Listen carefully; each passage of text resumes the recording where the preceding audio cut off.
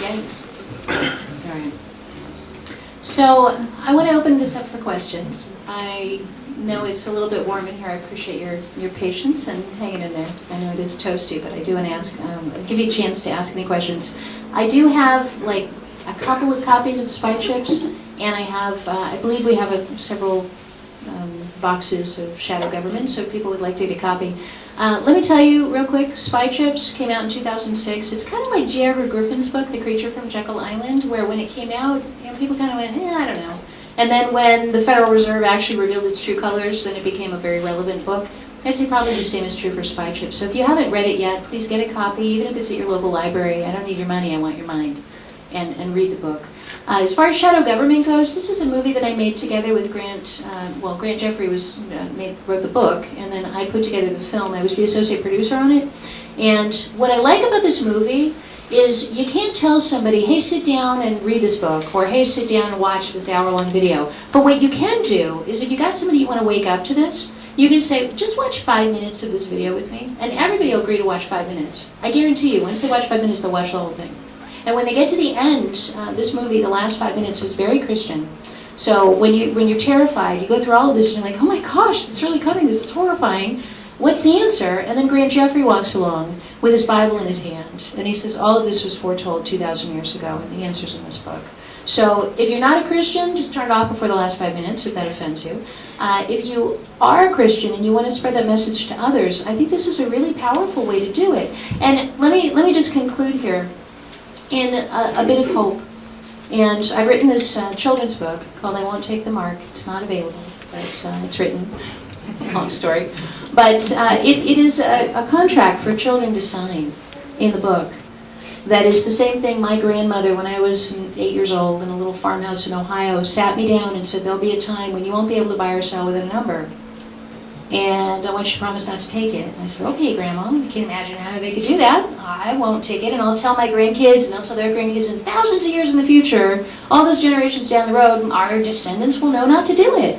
And here I am, 35 years later, and boom, it's happening right before my very eyes.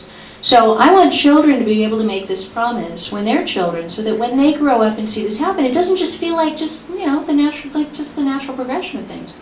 If you didn't know better, this would all just seem like just inevitable progress. But once you get it and you know what you're looking for down the road, when it comes, then you're ready for it and you're ready to resist it.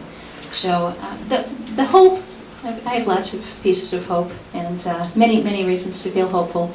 But the main reason I feel hopeful is because if things are going to hell, and I think we all agree that they're going to hell, I think anybody would agree, that if they were going to hell randomly in a way that didn't look like the Bible, I would be scared, like nail-biting scared.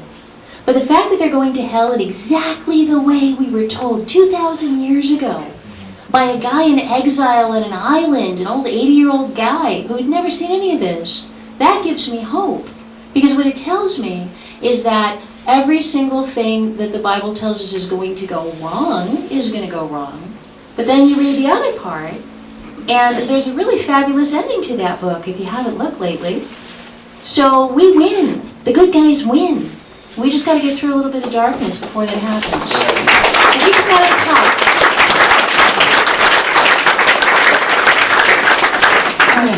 So, Harlan, how are we doing on time? Do we have time for questions? Yeah, absolutely. All right, whatever super. Let's go ahead. Yeah. Yes. Could you please talk about how they're using video games to come to this global mind meld thing? That's a really great question, and I'm noticing this fan's kind of loud, Harlan. So I'm doing okay if you wanna click that off. Okay. So the video game is interesting. I have this book called The Microchip. And it's like this 80s book about where the microchips came from by one of the developers. And, just flipping through it, I own all these books. And in it, he was saying, he was quoting all of these people who were instrumental in the development of the original microchips, the vacuum tubes, and they shrunk them down, and they had silicon. And there was a quote in there that just came out and punched me in the nose. What the quote was, is he said, here we were developing cutting-edge, state-of-the-art technology at, Bell Labs and all these places.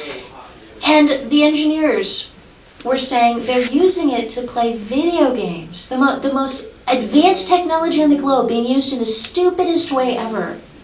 And the latest video game that they've just bought, all these chips, was a video game where you run people over with your car. And he was like, well, we could be doing so much with this, and look what's being done. So the thing about video games, I've talked about this on my show, they're incredibly addictive. So addictive that if you could get rats to play video games, they would probably play till they died. They're that addictive. So we know that people are doing this. The rats over in China who play these video games are dying, and the humans. They sit in these internet cafes, and several of them have literally killed over dead. So once you get into this alternative world, and they're going to make the alternative world start looking better and more realistic, and it feeds into the human motivation. So they have brilliant psychologists and psychiatrists, or not psychiatrists, human researchers who understand what motivates a human being. What motivates you men? What motivates you men in the world? Women and men are motivated by different things. You men are motivated by respect, prestige, accomplishment, right? And it's a good thing that you are. But if you get into a video game, you get to earn that respect, prestige, and accomplishment in really tangible ways. And instead of maybe just going from being the associate manager to the assistant manager, you go from being the guy on the mule to the guy on the steed with the super armor and the mega sword in just a matter of, 30, 40 hours of playing the game.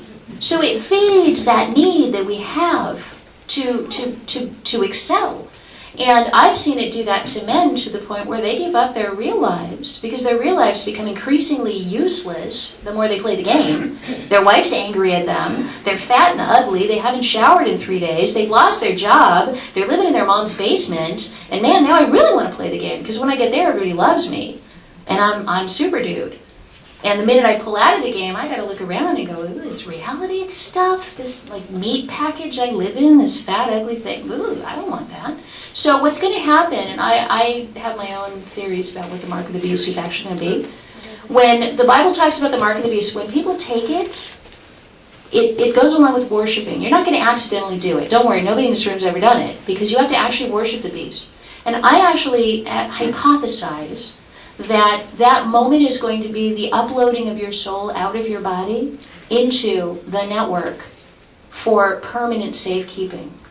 And Ray Kurzweil, who is now, he's the scariest guy, I think, in the world right now. Ray Kurzweil is the guy who wrote The Singularity, the time when we will merge with our machines, when we will give up our humanity because our humanity is useless, and we will become one with the technology. Well, that sounds like crazy talk from some kind of crazy out there guy, right, doing drugs. He's now the director of engineering for Google. That's the person in charge of the global brain with which you interact every day.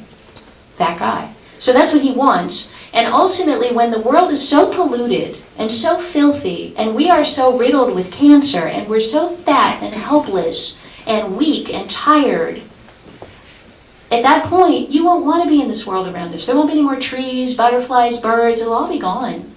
And at that point, when it's just a burned out, bombed out wreck, and you're rolling around in your wheelchair, and they say to you, come on into our wonderful world. It's got butterflies and trees and flowers, and you can live forever, and you can have this beautiful avatar, and you can be whatever you want to be. People go, great, where do I sign?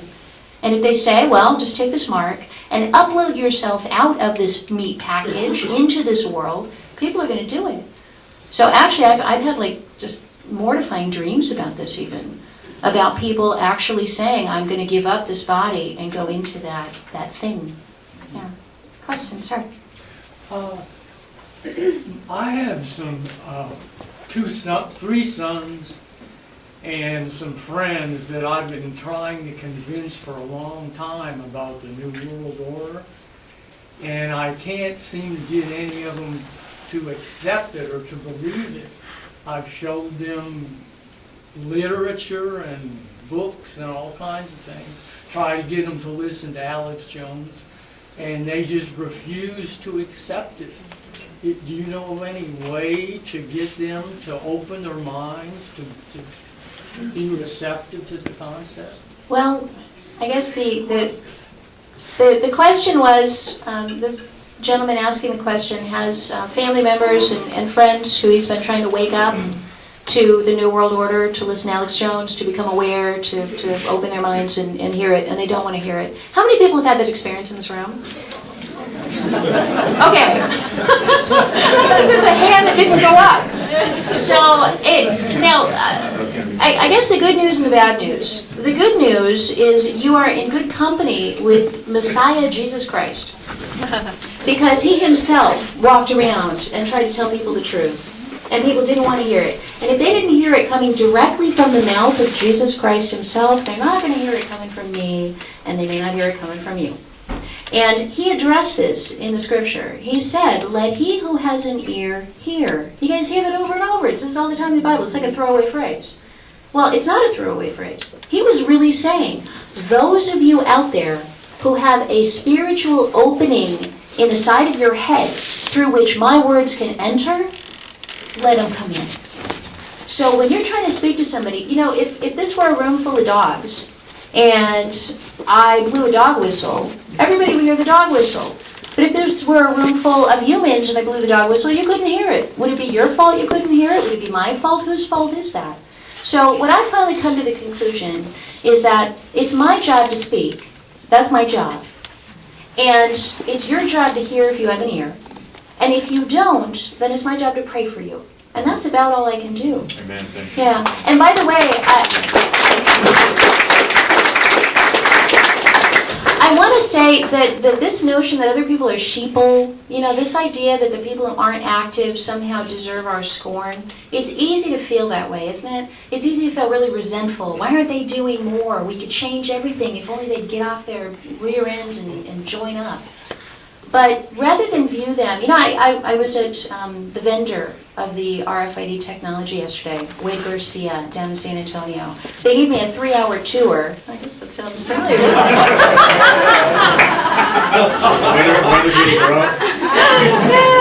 Oh my goodness. And it was me and Heather Fazio and myself, so I guess we were like Ginger and Marianne there.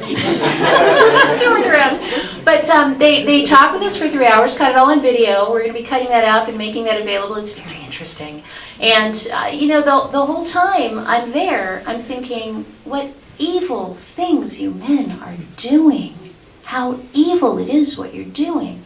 And yet, my response to that, your response wants to be, I want to just deck you. I want to punch you in the nose. I want to blow up this facility. I don't know. I want to do something to stop you. But my response as a Christian has to be that Mike Wade, who is the director of Wade Garcia, he's deceived. Right. Something has a hold of him. Something is deceiving him very deeply. And underneath there is a child of God. As much as he's in his 50s, 60s, whatever, I need to be praying that whatever has a hold of him and his business, let go. That he be liberated from that. See, that's the challenge as a Christian activist, is we are not allowed to go in there and stomp around and punch people. I had somebody write me, maybe he's in the room today, I had somebody write me a really angry email after I rebroadcast that interview that I did with Mike Wade, because I was nice to him. And in this email it said, Catherine, I thought you were on our side, I trusted you, I thought you were going to do something, and you did all but lick his boots. And I thought, but you don't have to be mean to people to try to get them out of what they're doing. You don't. In fact, you win more, you get more flies with honey than with vinegar? And so by actually spending some time treating Mike Wade like an actual human being, and I told him, what you're doing is evil, totally don't agree with it, I'm going to do everything I can to stop you, I'm going to fight you, and I'm going to fight you by praying for you, and you yourself know that what you're doing is wrong, and somebody needs to just pick you up and put you on the right road.